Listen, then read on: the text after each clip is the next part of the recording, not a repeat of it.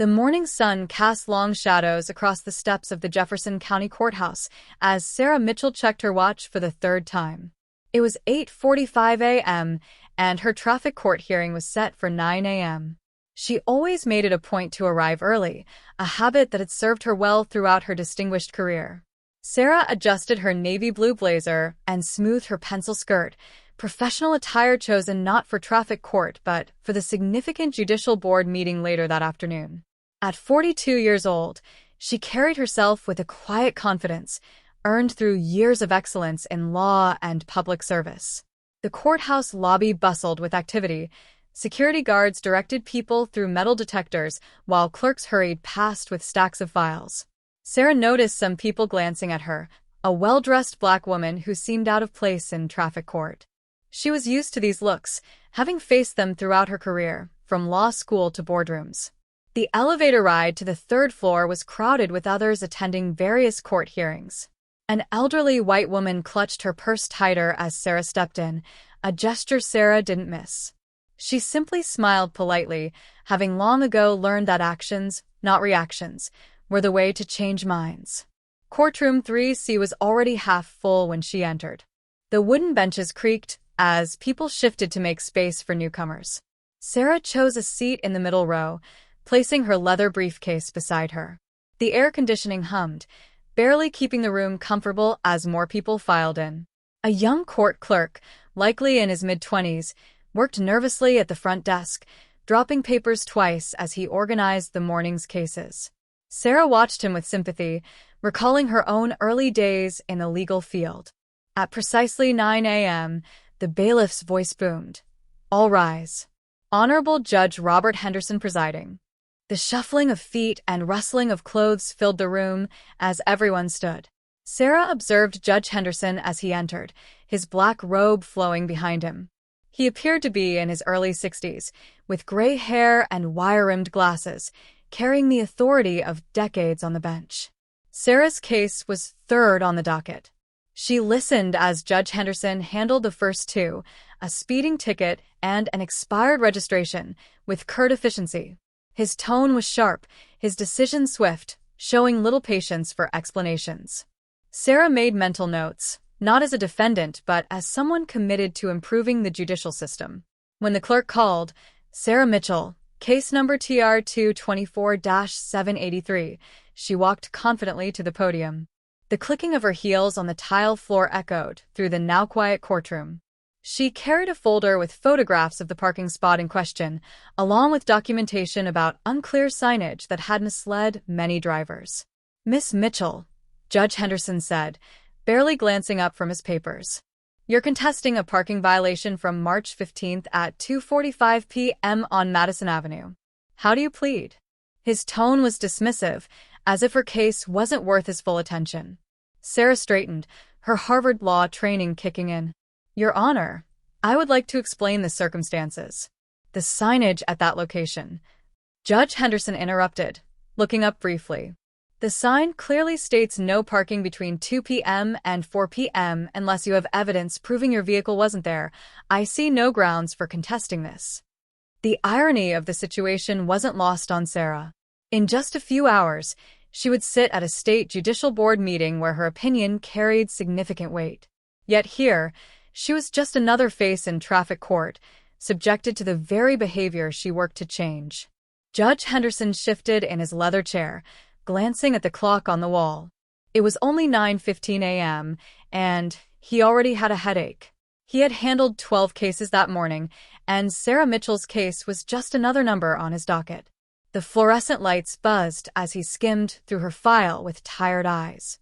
Sarah stood at the podium, holding her evidence with steady hands. She had dealt with difficult judges before, but Judge Henderson's dismissive attitude triggered her professional instincts. As she began to speak again, she noticed how he impatiently drummed his fingers on the desk. "Your Honor, I have evidence regarding the confusing nature of the signage," Sarah said, her voice calm and professional. Judge Henderson cut her off again, irritation creeping into his tone. "Miss Mitchell, I've been presiding over cases in this courthouse for 23 years. I'm well aware of the traffic signs in this district." He adjusted his glasses, giving her a look that suggested she was wasting his time. The young clerk at the desk fidgeted uncomfortably, shuffling papers unnecessarily. Even the bailiff shifted in his seat. Sarah took a deep breath, her composure unshaken. "Your Honor, I have photographs showing how temporary construction signs partially block the permanent parking restriction sign.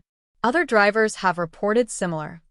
"Miss Mitchell," Judge Henderson interrupted sharply, his voice echoing through the courtroom. Several people in the audience jumped. "This court's time is valuable. Your attempts to complicate a simple matter with irrelevant details suggest a lack of respect for this court's authority." The silence that followed was heavy. Sarah stood perfectly still, her expression composed despite the unfair treatment. She had spent years mastering the art of maintaining dignity in the face of bias. Judge Henderson picked up his gavel, barely looking at Sarah as he delivered his verdict. "Given your disregard for traffic regulations and your attempt to waste this court's time, I'm imposing the maximum fine of $500 plus a $50 court fee." A murmur ran through the courtroom. The maximum fine for a parking violation was rare, especially for a first-time offender. The young clerk avoided eye contact, and even the bailiff seemed uneasy. "Thank you, Your Honor," Sarah said calmly, no hint of frustration in her voice. As she returned to her seat, she noticed the sympathetic glances from others in the courtroom. A young law student taking notes for a class assignment looked at her with confusion, having never seen such a harsh penalty for a parking ticket. Judge Henderson moved on to the next case, already dismissing Sarah from his mind. To him, she was just another person trying to avoid responsibility. Little did he know, their brief encounter would soon change the trajectory of his career and the judicial system's approach to fairness. At 2:30 p.m., Judge Henderson entered the State Judicial Board meeting room, his black robe replaced by a tailored suit. The top floor of the Justice Building was quieter than the courthouse, with thick carpets muffling his footsteps. As the head of the county court system, he attended these meetings regularly, expecting the usual budget discussions and policy updates. Today's agenda included reviewing new guidelines for judicial conduct, something he felt he didn't need after 23 years on the bench. But as he entered the room, his confidence wavered. Sitting at the main table was Sarah Mitchell, now dressed in a commanding gray suit. A golden nameplate in front of her read, "Sarah Mitchell, J.D., Head of Judicial Conduct Committee." Judge Henderson froze, his hand gripping the doorknob. His stomach dropped as their eyes met. Sarah showed no emotion, though she clearly recognized him. The board members, unaware of their earlier encounter, continued their conversations. "Robert, come join us," called Thomas Wright, the board chairman. "I believe you haven't met our newest committee head, Sarah Mitchell. She joined us 3 months ago from Harvard Law's Ethics Department and has been doing remarkable work." Judge Henderson forced a smile as he took his seat, directly across from Sarah. Sarah spoke, her tone professional. "Actually, Judge Henderson and I had an interaction this morning in his traffic court." The room fell silent. Several board members looked up with interest. "Oh," Chairman Wright asked, raising an eyebrow. "I wasn't aware of that." "Yes," Sarah said, opening a folder. "It was educational and directly relates to our first agenda item, judicial conduct and implicit bias in the courtroom." Judge Henderson felt a chill run down his spine. Memories of his dismissive tone, his interruptions, and his harsh verdict flooded back. Sarah continued, "In fact, I'd like to use my experience today as a case study. It highlights key points in the new guidelines we're discussing." As she began her presentation, Judge Henderson's discomfort grew. Every word reminded him of his earlier actions. His decades-old reputation as a tough but fair judge was now under scrutiny, and for the first time, he questioned if he truly deserved that title. Judge Robert Henderson sat alone in his study at 2:30 a.m., still in the suit he had worn to the board meeting. The only light came from his desk lamp, casting shadows on the walls lined with his legal certificates and awards. A glass of scotch sat untouched beside him. The events of the day replayed in his mind like an unending loop. Each time he closed his eyes, he saw Sarah Mitchell's face, the poised woman he had dismissed in traffic court, now the respected board member who held a mirror to his actions. His wife, Linda, had noticed his unease when he came home. He barely ate dinner before retreating to his study. "Robert, come to bed," she had said around midnight, but he couldn't bring himself to face her, much less sleep. Opening his laptop, Judge Henderson began reviewing his past cases. His fingers trembled as he typed names and case numbers. Hours passed as he combed through years of data, searching for patterns.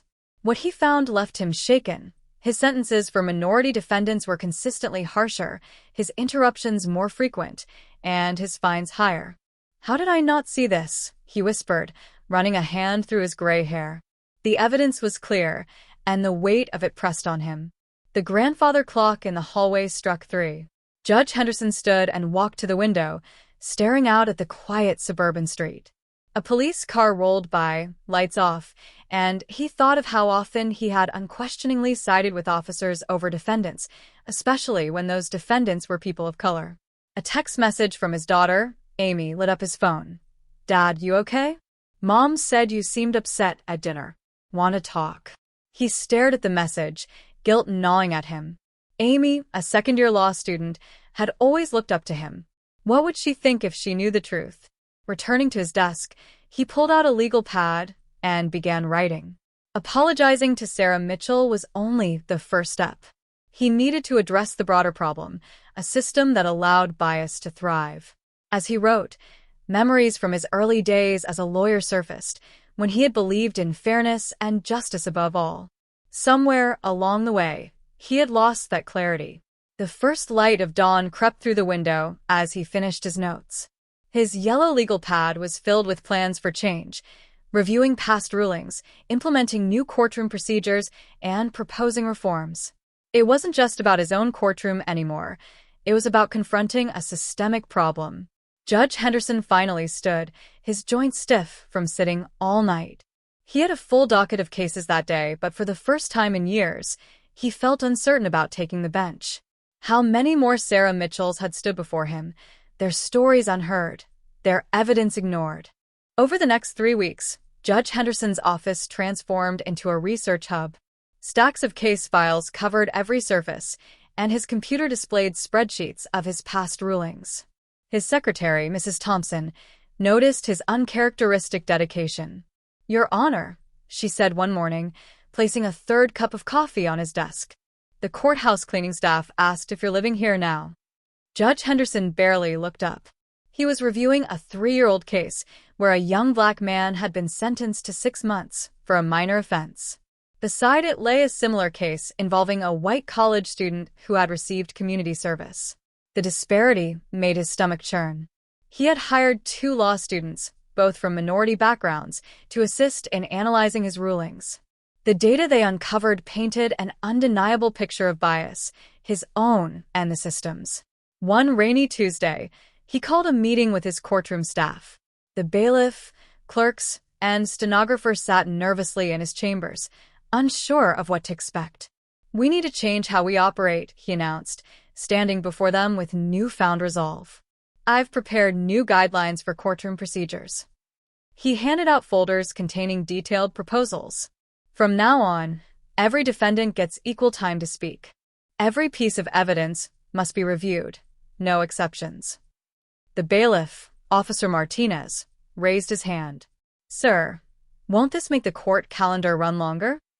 "Then it runs longer," Judge Henderson replied firmly. "Justice isn't about efficiency. It's about fairness." He implemented small but meaningful changes. The defendant's podium was raised to eye level, names were covered during initial case reviews, and every decision required a written explanation.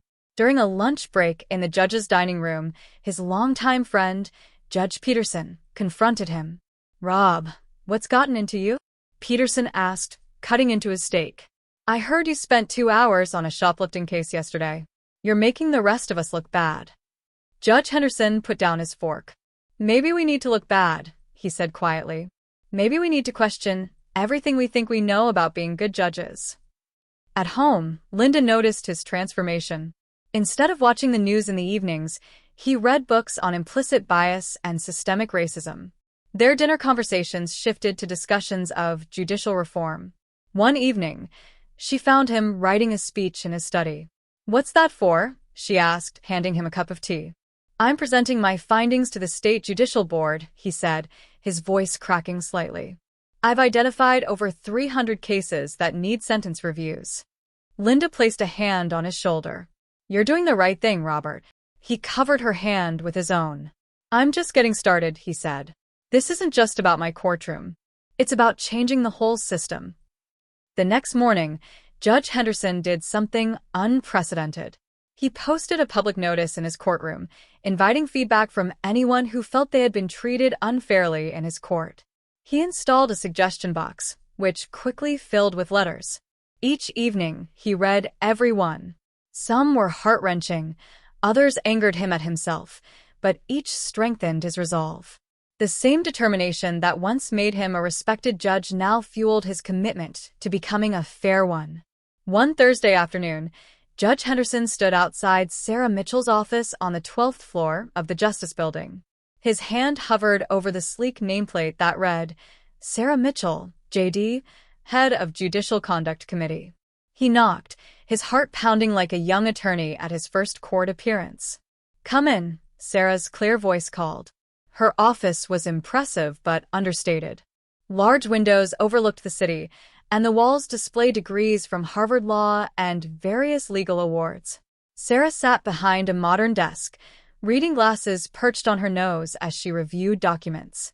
"Judge Henderson," she said, looking up. Her voice was professional but guarded. "Please have a seat." He sat in one of the chairs facing her desk, noticing a framed photo of Sarah with Supreme Court Justice Ketanji Brown Jackson. Another showed her receiving an award for her work in judicial reform. "Ms. Mitchell," he began, then corrected himself. "Dr. Mitchell, thank you for meeting with me." Sarah folded her glasses and set them aside. "What can I do for you, Judge Henderson?" He pulled a folder from his briefcase, not a legal brief, but the results of his 3-week review. "First, I owe you an apology. Not just for that day in traffic court, but for what it represented." Sarah leaned back in her chair, her expression neutral but attentive. "I've spent the past 3 weeks reviewing my cases," he said, opening the folder. "The patterns of bias are undeniable. Your case wasn't an isolated incident. It was a symptom of a larger problem." He handed her the folder. Inside were statistics, case reviews, and detailed reform plans. Sarah took her time flipping through the pages. Her expression shifted from surprise to interest. "You've done all this because of our encounter?" "Your case opened my eyes," he admitted, "but I did this because it's the right thing to do. I've been part of the problem for too long." Sarah stood and walked to her office window, looking out over the city. "Do you know why I contested that parking ticket, Judge Henderson?" He shook his head. "Because I knew that courtroom would be full of people who needed to see someone stand up to unfair treatment," she said, turning to face him. "I didn't expect to change your mind that day. I just wanted those watching to know they weren't alone." Judge Henderson felt the weight of her words. "I've been a judge for 23 years, he said quietly. "I thought I knew what justice looked like. I was wrong." Sarah returned to her desk and opened a folder of her own. "I've been monitoring your courtroom since that day," she revealed. "My assistants noted the changes you've made, the raised podium, the blind case reviews, the suggestion box." Judge Henderson looked surprised. "Change isn't just about admitting mistakes," Sarah continued. "It's about doing the hard work to fix them, and it seems you're willing to do that work." "I am," he said firmly, "but I need help. Your help." Sarah was silent for a moment, tapping her pen thoughtfully. "What you're proposing isn't easy," she said finally. "It means admitting publicly that you've made mistakes. It means criticism from your peers. It means completely rethinking how you run your court." "I know," he nodded. "And I'm ready for all of it." A slight smile appeared on Sarah's face, the first he had seen since that day in traffic court. "Then perhaps," she said, reaching for her calendar, "we have something to build on." The conference room on the 8th floor of the Justice Building buzzed with energy. 6 months had passed since Judge Henderson's apology, and what began as a simple parking ticket had grown into something extraordinary. Sarah Mitchell stood at the front of the room, addressing 30 judges from across the state. Today, she announced, we're launching the Judicial Fairness Initiative. Behind her, a screen displayed the program's logo, a balance scale with the words equal justice, equal treatment beneath it. Judge Henderson sat in the front row, nodding as Sarah spoke. The program they had developed together was groundbreaking, combining Sarah's expertise in ethics with Henderson's first-hand experience. Each of you, Sarah continued, walking between the rows of seated judges, will participate in a 3-month training program. You'll review your past cases, learn about implicit bias, and implement new courtroom procedures. Some of the older judges shifted uncomfortably. Change wasn't easy, especially for those with decades of experience. Judge Peterson raised his hand. What happens if we find problems in our past rulings? He asked hesitantly. Judge Henderson stood to answer. Then we face them, he said firmly. I found over 300 cases in my court that needed review. It wasn't easy, but correcting mistakes is a step toward true justice. The program's design was comprehensive. Mornings were spent in bias recognition training, afternoons reviewing real cases and learning new procedures. Experts in psychology, civil rights, and judicial reform contributed, ensuring the program's credibility. Community involvement was a key element. Weekly sessions brought in people who had experienced courtroom bias, sharing stories that opened the judges' eyes to perspectives they had never considered. One afternoon, during a break, Sarah found Judge Henderson staring at a wall of photos they had created. Each image represented someone whose case had been reviewed and corrected. Sometimes I still think about that morning in traffic court, he said quietly. How different things could have been if I had just listened. Sarah stood beside him. That morning gave us this, she said, gesturing to the room filled with learning materials and case studies. Sometimes the best lessons come from our hardest moments. The Judicial Fairness Initiative grew beyond expectations. Local news stations aired stories about judges voluntarily reviewing their past rulings. Law schools requested the training materials, and other states began asking how to implement similar programs. Sarah and Judge Henderson worked late many nights, refining procedures and responding to inquiries from courts across the country. One evening, as they reviewed feedback from the latest training session, Sarah's assistant entered with a letter. It's from a state Supreme Court, she said excitedly.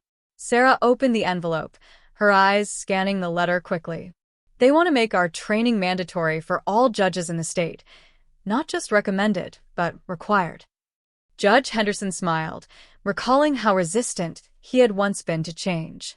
We're really doing this, he said, almost in disbelief. We are, Sarah agreed, but we're just getting started.